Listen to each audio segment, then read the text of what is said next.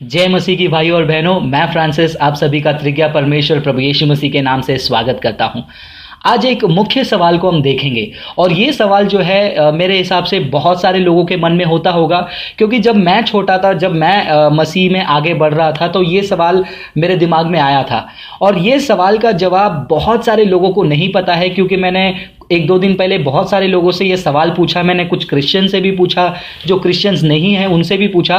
कुछ लोगों को जवाब नहीं पता और कुछ लोगों को पता भी है तो गलत जवाब पता है।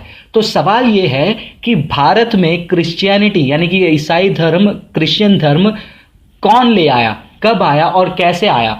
लोगों का मानना यह है कि भारत देश में ये जो क्रिश्चियनिटी है, क्रिश्चियन धर्म है, वो अंग्रेजों ने लेकर आया। 1947 के पहले जो राज कर रहे थे ब्रिटिशर्स, वो अंग्रेजों ने भारत देश में क्रिश्चियनिटी को लाया और वहां से फैलने लगा।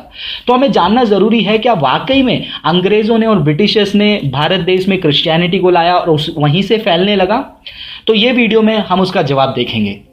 सेंट थॉमस, जो यीशु मसीह के 12 चेलों में से एक थे, उनको एक बहुत ही अनोखा मौका मिला, क्योंकि वो यीशु मसीह के साथ उन्होंने समय बिताया और यीशु मसीह को छूकर, स्पर्श कर कर उन्होंने विश्वास का एक सुंदर अंगीकार किया। उन्होंने कहा, हे मेरे प्रभु, हे मेरे परमेश्वर।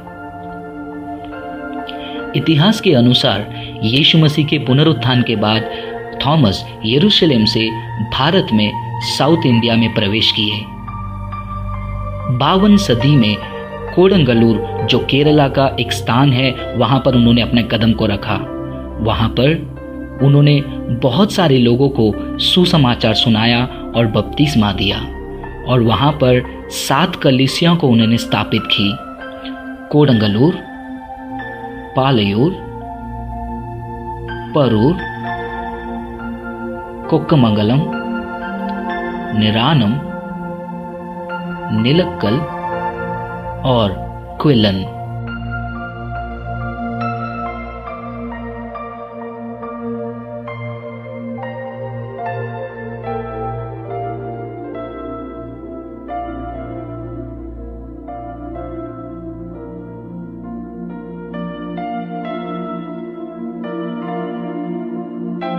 इन जगहों में उन्होंने यीशु मसीह का प्रचार किया, चमत्कार किया और लगभग 10 साल तक उन्होंने सेवा किया और लोगों को यीशु मसीह को स्वीकार करने में मदद किया। उनके मलबार के सेवा के बाद वो माइलापुर के लिए निकल पड़े, जो कि तमिलनाडु के कोरमंडल कोस्ट में आता है, और वहाँ पर भी उन्होंने वही किया, लोगों को यीशु के बारे में बताया, प्रचार किया और बहुत सारे लोगों को यीशु मसीह की ओर आकर्षित किया। उनके प्रचार के कारण बहुत सारे लोगों ने यीशु मसीह को स्वीकार किया, और ये बात का विरोध करते हुए वहाँ के कुछ लोगों ने ये निर्णय लिया कि हम थॉमस को समाप्त कर देंगे।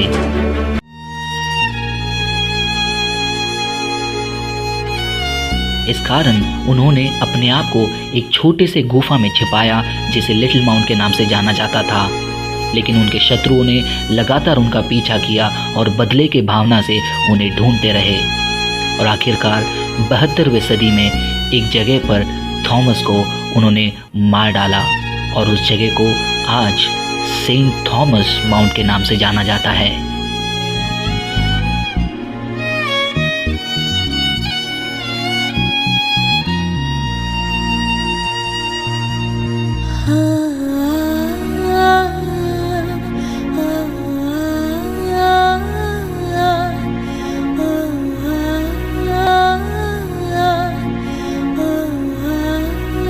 उसके बाद थॉमस को संतोम चर्च में दफनाया गया। संतोम बेसिलिका, जो बहुत ही ऐतिहासिक रूप में मुख्य स्थान मरीना बीच के यहाँ पर मौजूद है। सेंट थॉम बेसिलिका दुनिया में 3 में से एक वैसा भवन है जो यीशु मसीह के प्रेरितों के कब्र के ऊपर बांधा गया है। इसके अलावा प्रेरित पतरस बेसिलिका, जो रोम में है, और प्रेरित याकूब जेम्स का कब्र, जो स्पेन में है।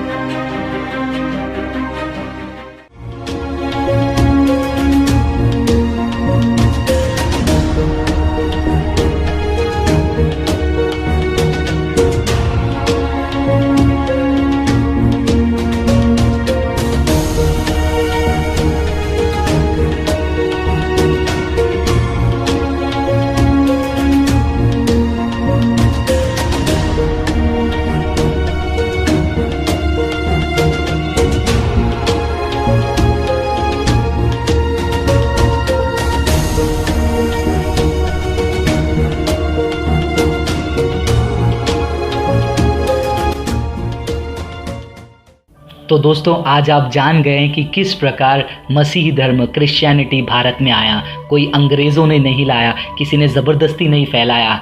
ये उसी प्रकार जिस प्रकार यीशु मसीह ने सूली पर अपना खून बहाकर अपना प्रेम को प्रकट किया ताकि आप और मैं अनंत काल के दंड से बच सकें, उसी प्रकार उनका चेला थॉमस भारत में आकर अपना खून बहाकर आप तक, मुझ तक उस अनंत काल के शुभ संदेश को पहुंचाया है ताकि हम उस स्वर्ग राज्य में प्रवेश करेंगे।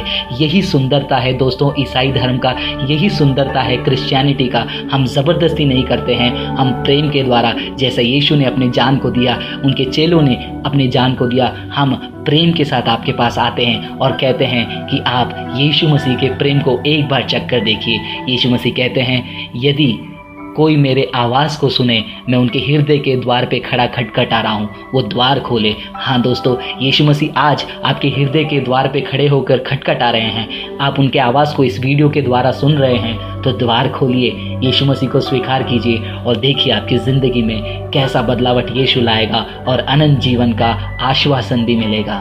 प्रभु आपको आशीष करे।